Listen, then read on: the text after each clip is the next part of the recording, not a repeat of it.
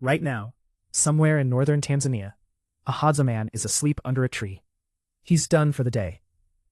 The Hadza are one of the last hunter-gatherer groups left on Earth. People who still live the way every single human being lived for 300,000 years. They work about 2.5 hours a day. Hunting, gathering, cooking, every chore that keeps a person alive. Most of us hit that number before lunch. No one has ever told them to be somewhere at a specific time.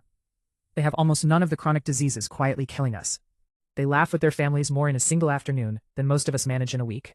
And every researcher who has lived with them comes back saying the same thing, almost word for word. They look happier than we are. So what are they actually doing all day?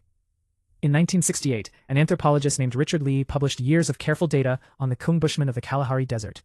He had tracked their time down to the minute, added it all up, about 15 hours of work per week.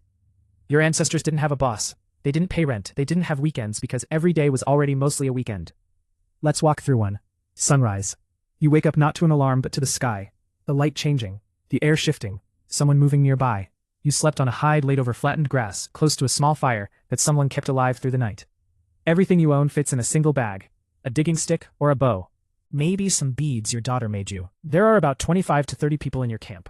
You know every single one of them. You have known them your entire life. Your grandmother sleeps a few feet from your children. No one is watching a clock.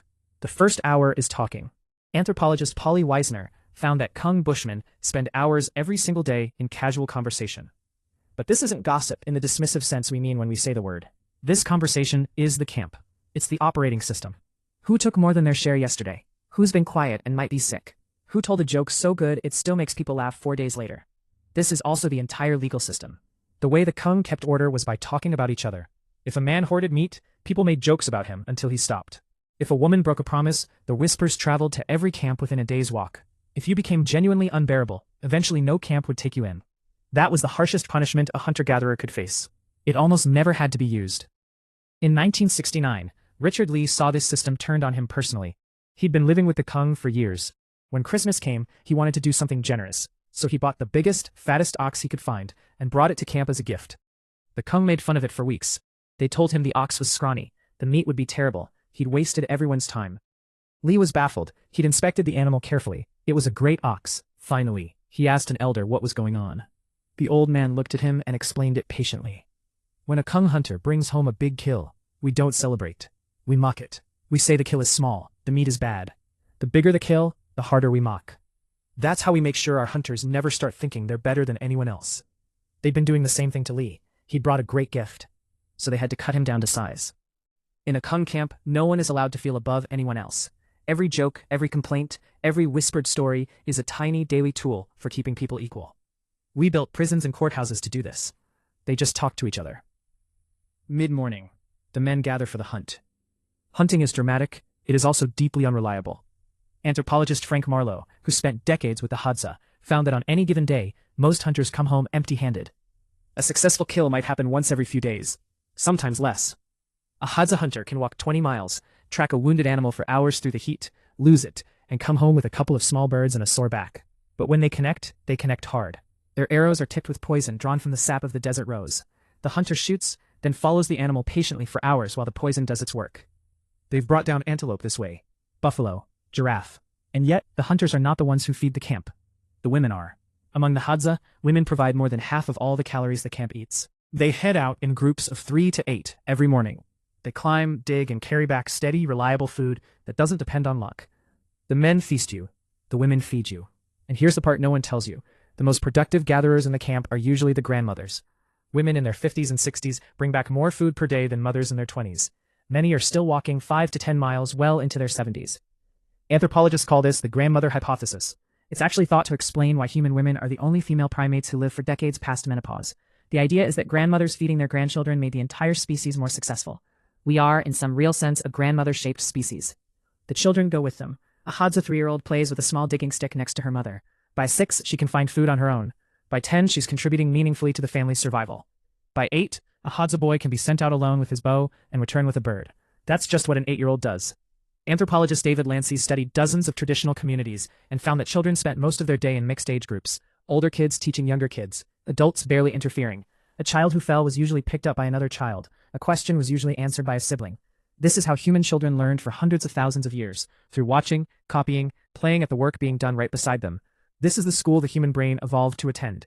Midday. The first food returns to camp. It gets shared immediately. Sharing isn't optional. It's not even really a rule. If a Hadza man kills a large animal, he doesn't own that meat. He distributes it. The hunter himself often receives one of the worst cuts. The camp gets the rest.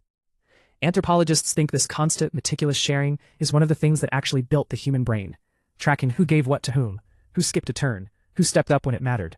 That is a level of social arithmetic no other species has ever needed to perform. Generosity is the savings account. Reputation is the currency. Afternoon. The camp goes quiet. The heat in the middle of the day is serious. Nobody works through it. People nap, sit in the shade, repair arrows, weave grass into baskets, or pick lice from each other's hair, which sounds unpleasant, but takes the better part of an hour, and is mostly just an excuse to be close to people you love. This is when human beings rest the way we actually evolved to rest, not collapsed in front of a screen at midnight because it's the only hour the day left us, but genuinely, unhurriedly, in the middle of the afternoon, because why wouldn't you? Conflicts happen too, of course. These are human beings, not saints. Affairs, jealousy, stolen tools, old grudges that suddenly flare up again. But the way disputes got resolved was different from anything we'd recognize. In a culture where you can pack everything you own in 15 minutes and walk to the next camp, most arguments ended with one party simply leaving. The icon called it voting with your feet. If you couldn't stand someone, you went somewhere else for a few weeks. By the time you came back, the heat was gone. Most of us can't do that with a mortgage, a car payment, and a job we can't afford to lose. Late afternoon. The pace picks up again. People visit neighboring camps, a few miles walk, to see relatives, trade news, settle old business, maybe arrange a marriage. The same handful of camps stay connected this way, year after year, generation after generation. By adulthood, you know more than 100 people personally. Every one of them by name, by full history. The hunters return. Some days there's a kill. Most days there isn't. Either way, the women who gathered all day quietly become the heroes of the evening, especially on the days the men come home empty-handed, which is most of them.